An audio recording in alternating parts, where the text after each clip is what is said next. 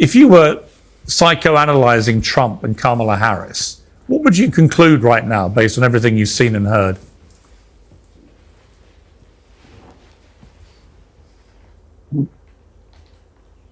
Well, if I could vote in the American election, I would vote for Trump. And I don't trust Harris. Now, do I trust Trump? Well, he was president for 4 years.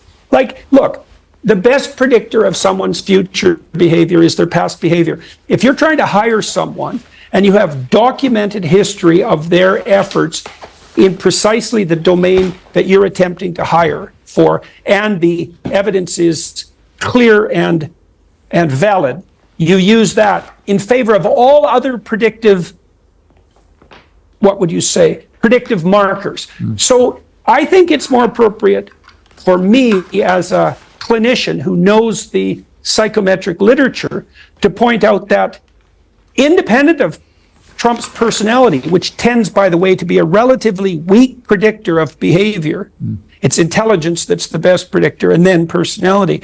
We have a documented track record. Okay, so what do we know about Trump? Well, as far as I'm concerned, we know this. Decent economic performance, markedly stable international situation, no wars, plus, and that's something, no wars.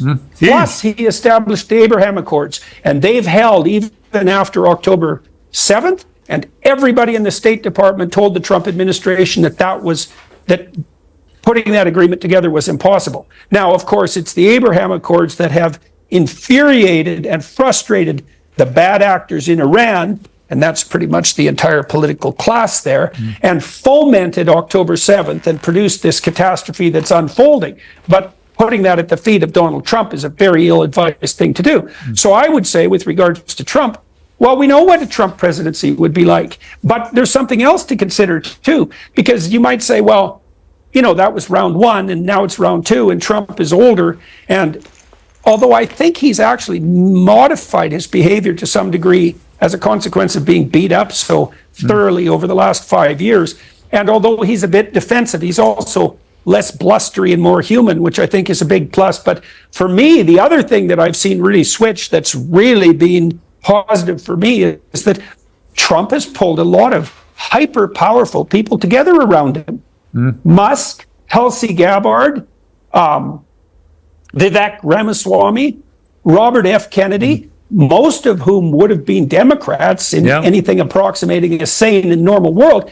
And so, you see, my sense is that somebody whose narcissistic impulses are out of control, because Trump is a flamboyant and dominating character who likes the public light. So you think, well, you know, does he tilt too far in the narcissistic direction? It's like, well, why would he share the spotlight with the rest of this crew?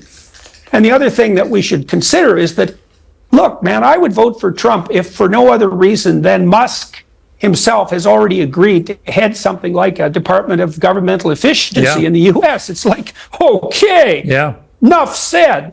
If you were psychoanalyzing Trump and Kamala